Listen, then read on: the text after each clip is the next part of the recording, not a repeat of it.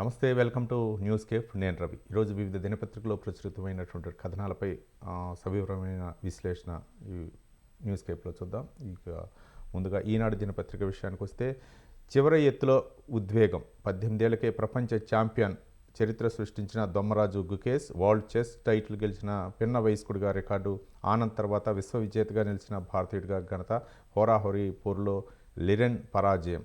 మనోడే కింగ్ 18 ఏళ్ల 8 నెలల 14 రోజులు వయసుగా ఆయన ఉంది. మొత్తానికి గుకేష్ ప్రపంచ వరల్డ్ ఛాంపియన్షిప్ రికార్డు సృష్టించాడు. ఇది అతి పిన్న వయసులోనే ఆయన ఈ రికార్డును అయితే మాత్రం నమోదు చేశాడు. ఇక కేటీఆర్పై కేసుకు గవర్నర్ అనుమతి, జమిలీపై మరో అడుగు అంటూ తెలంగాణకు సంబంధించినటువంటి అంశాలని మనం ప్రధాన అంశాలుగా చూడవచ్చు. 2 బిల్లులకు కేంద్ర కేబినెట్ ఆమోదం. ప్రస్తుతానికి లోక్సభ, అసెంబ్లీ ఎన్నికలకే పరిమితం. ఆర్థిక భారం తగ్గుతున్న బీజేపీ, ప్రజాస్వామ్య వ్యతిరేకమన్న విపక్షం. జమిలీ ఎన్నికలపై ఒక ఆసక్తికరమైన కథనాన్ని అయితే మనం ఈనాడులో చూడవచ్చు. అభివృద్ధి పనులకు అనుమతులు ఇప్పించండి, 1.63 లక్షల కోట్ల ప్రాజెక్టులు పూర్తిగా సహకరించండి. కేంద్ర మంత్రి కిషన్ రెడ్డికి సీఎం రేవంత్ రెడ్డి వినతి. త్రిబుల్ మెట్రో 2వ దశ, మూసీ, రివర్ ఫ్రంట్లపై ఆయనతో చర్చి. గడ్కరీ, ధర్మేంద్ర ప్రధాన్లను ముఖ్యమంత్రి భేటీ అయినటువంటి అంశాలని మనం ఈనాడు దినపత్రికలో చూడవచ్చు. ఇక మరో దినపత్రిక ఆంధ్రజ్యోతి విషయానికి వస్తే, ప్రార్థనా స్థలాలపై విచారణ ఆపండి, మేము తదుపరి ఉత్తర్వులు ఇచ్చేదాకా కొత్త వేద్యాలు స్వీకరించవద్దు, పెండింగ్ కేసుల్లో తీర్పులు ఇవ్వద్దు, సర్వే నిర్వహణ సహా ఎలాంటి మధ్యంతర ఆదేశాలు వద్దు. కింది కోర్టులకు సుప్రీంకోర్టు ఆదేశం, కౌంటర్కు కేంద్రానికి నెల రోజులు గడువు.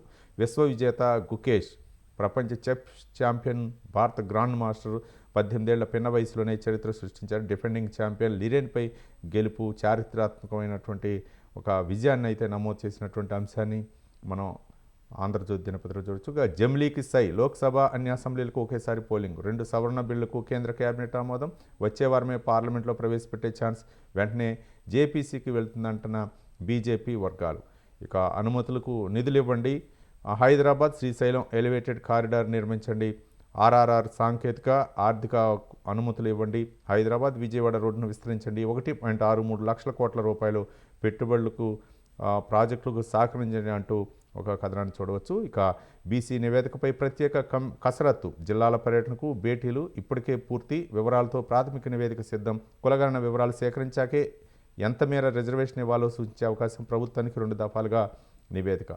ఇక ఛాతి నొప్పి అంటే సంఖ్యలు వేసి ఆసుపత్రికి తీసుకువెళ్ళినటువంటి ఒక ఘటన అయితే మాత్రం ఇది తీవ్ర దుమారాన్ని నేపుతుంది. లగచర్ల రిమాండ్ ఖైదీ రైతు హిరియా నాయక్పై దాష్టికం, సంగారెడ్డి జైలు నుంచి బేడీలతో ఆసుపత్రికి తరలింపు, మా కొడుకు ఏదైనా జరిగితే సీఎందే బాధ్యత అంటూ హిరియా తండ్రి వ్యాఖ్యానించినటువంటి అంశాలని మనం చూడవచ్చు. ఇంకా అధికారమా నీకెంతటి కాఠిన్యమా, ప్రేమ పాశాన్ని కాదని మరొకరికి దత్తత, చైల్డ్ వెల్ఫేర్ కమిటీ నిర్ణయం, తల్లడిల్లుతున్న పెంపుడు తల్లిదండ్రులు, పిల్లల మానసిక స్థితిపై పరిగణలోకి తీసుకోలేదంటూ ఆరోపణ, హైకోర్టులో సవాల్ చేస్తామని వెల్లడి.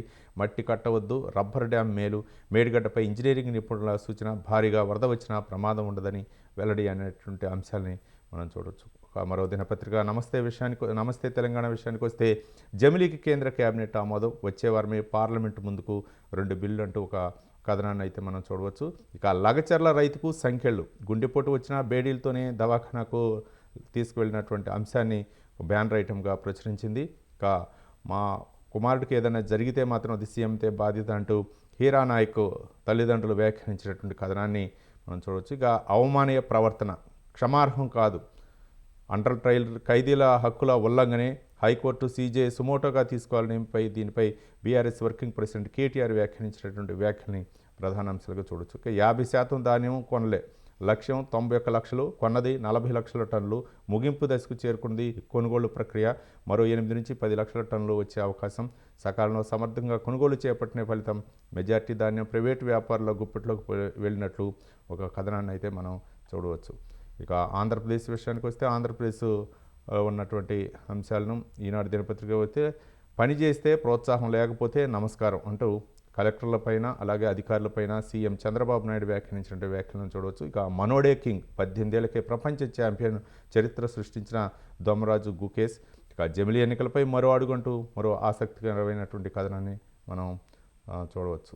ఇక ఆంధ్రజ్యోతి విషయానికి వస్తే, స్వర్ణాంధ్ర విజన్ డాక్యుమెంట్ ఆవిష్కరణ నేడే, విశ్వవిజేతగా గుకేష్, ప్రార్థనా స్థలాలపై విచారణ ఆపండి అంటూ సుప్రీం వ్యాఖ్యానించినటువంటి వ్యాఖ్యల్ని ప్రధాన అంశాలు చూడొచ్చు. ఇక జమిలీకి సై, లోక్సభ అన్ని అసెంబ్లీలకు ఒకేసారి పోలింగ్, 2 సవరణ బిల్లుకు కేంద్ర కేబినెట్ ఆమోదం అంటూ ఒక ఆసక్తికరమైన కథనాన్ని ప్రచురించింది. ఇక భూ వివాదాలపై టాస్క్ ఫోర్స్, సోది చెప్తానమ్మా సోది అంటూ ఒక ఆసక్తికరమైనటువంటి అంశాలను చెప్పారు. ఇక బై బై జగన్, నీతో వేగనం, ఇక రాజకీయాల్లోనే ఉండవు మా ఎమ్మెల్యేలు, గుడ్ బై.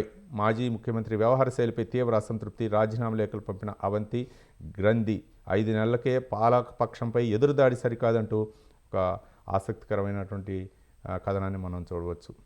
ఇక సాక్షి విషయానికి వస్తే, జగజ్జేత మన గుకేసే, ప్రపంచ చెస్ రారాజుగా దొమ్మరాజు గుకేష్ అంటూ ఒక బ్యానర్ ఐటమ్గా chess champion, world chess champion విజేత అయినటువంటి గుకేష్ అంశాన్ని ప్రధాన అంశంగా చూడవచ్చు. ఇక జమిలీ బిల్లుకు సై, ఒకే దేశం ఒకే ఎన్నిక ముసాయిదా బిల్లుకు కేంద్ర కేబినెట్ ఆమోదముద్ర, ఆ ఉత్తర్వులు తీర్పులు వద్దు, ప్రార్థనా స్థలాల యథాస్థితి కేసులపై దేశంలోని అన్ని కోర్టులకు సుప్రీం కీలక సూచన అంటూ ఒక ఆసక్తికరణాన్ని మనం చూడవచ్చు. ఇక రైతు పోరు నేడే, చంద్రబాబు సర్కారు మోసాలపై అన్నదాతల నిరసనకు వైఎస్ఆర్సీపీ బాసట, అన్ని జిల్లాల కలెక్టరేట్ కార్యాలయాలకు ర్యాలీలు నిర్వహించాలని చెప్పి ఒక ఆసక్తికరమైనటువంటి కథనాన్ని మనం చూడవచ్చు. ఇక మొదలైంది బాబు మార్కు ఏరివేత, పెన్షన్లన్నీ 3 నెలల్లో రీవెరిఫికేషన్ చేయించండి, పెన్షనర్లో అనర్హులు తొలగింపు కార్యక్రమం చేపట్టండి అంటూ పెన్షనర్లో అక్రమాలు చోటు చేసుకుంటున్నాయని చెప్పేసి, అనర్హులు కాని వాళ్ళకు కూడా పెన్షన్ వస్తుంది, వాళ్ళ నుంచి తిరిగి డబ్బులు వసూలు చేయాలని చెప్పేసి కలెక్టర్ల సదస్సులో, కలెక్టర్ల మీటింగ్లో ఏపీ సీఎం చంద్రబాబు నాయుడు వ్యాఖ్యానించినటువంటి వ్యాఖ్యలను అయితే మనం ప్రధాన అంశంగా సాక్షిలో ప్రచురించింది. ఇక జమిలీ బిల్లుకు సై, మరో జగజ్జేత మన గుకేష్ అంటూ మనం చూడవచ్చు. మొత్తానికి అంటే కొన్ని దినపత్రికలు అన్నింటిలో కూడా మన చెస్ ఛాంపియన్ గుకేష్ విశ్వ విజేతగా నిలిచినటువంటి అంశాలను ప్రధాన అంశంగా ఉంచింది.